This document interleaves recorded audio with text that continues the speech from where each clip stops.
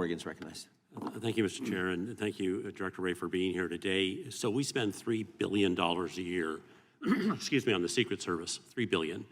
And it would seem that we could and should have had a better job done a few weeks ago on the 13th than what we saw. Will you have anything to say about correcting what are the obvious deficiencies in what the Secret Service did?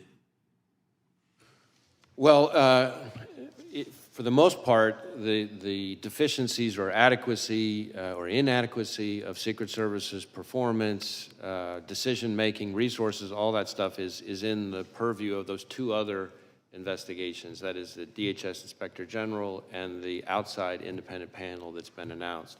Having said that, our investigation, which, as I've testified now, involves several hundred FBI employees and every asset we can bring to bear, of the shooter, again, our investigations of the shooter and his attack, of course, involves interviewing law enforcement, including lots and lots and lots of Secret Service people. So we'll share all that with those reviews so that they can answer those questions. The reason I'm asking this is because this isn't the first time the Secret Service has been before Congress.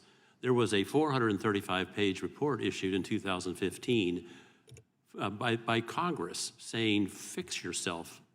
They didn't. In fact, there was a follow-up in 2019 where they had only done a few of the, I think it was 18 or 19 different specific things they were supposed to do. They'd done some, but certainly not all. There was another follow-up in 2022, and again, the Secret Service had not done what Congress had asked. I guess my question to you, Mr. Director, is what should Congress do? A 435-page report 9 years ago, and still the Secret Service didn't do what it was told to do then. Can you help, Director Wray? Because this type of performance is not acceptable. Well, I think even former Director Cheadle has acknowledged that this was a significant operational failure.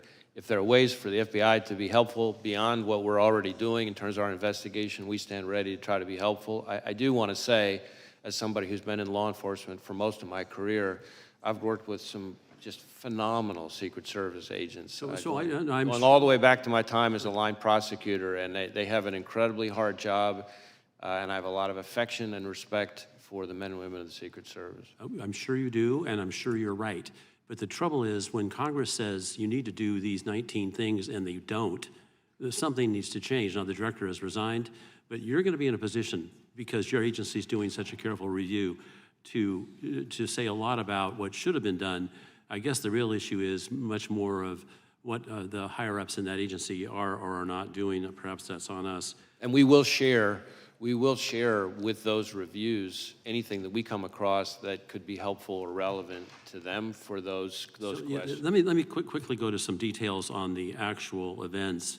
It appeared to a lot of us, as the Secret Service was taking former President Trump from the stage, that he was clearly still in view of everybody. And had there been another shooter, I didn't see him being protected.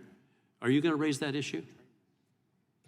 I think that's really more in scope of these two other reviews. Let me go both of them. Okay, that's fine. Let me go to the shooter as he was on top of the roof. Apparently another officer from another police division saw him and quickly ducked down because the shooter aimed a gun at him. And then the shooter apparently, was he prone at the time he took the shot toward the president? So my understanding is that the local officer that we're talking about, with the assistance of another local officer, was able to kind of get up and see onto the roof where he observed the shooter, I believe, in a prone shooting position. The shooter then turned and faced him, the local officer, with the weapon. From the prone position. That's my understanding. And then he went back to the prone position. And this is all seconds before the shooter took his But that entire time, the shooter was in the scope sight of the counter sniper, correct? That one I'd have to double check on. I know we've interviewed the counter sniper, but I'm not sure I know the answer. The counter sniper didn't take a shot until after the assassin attempted to shoot the former president and others. He got off 8 shots before the counter sniper shot the shooter. What's with that protocol? Can you get that fixed?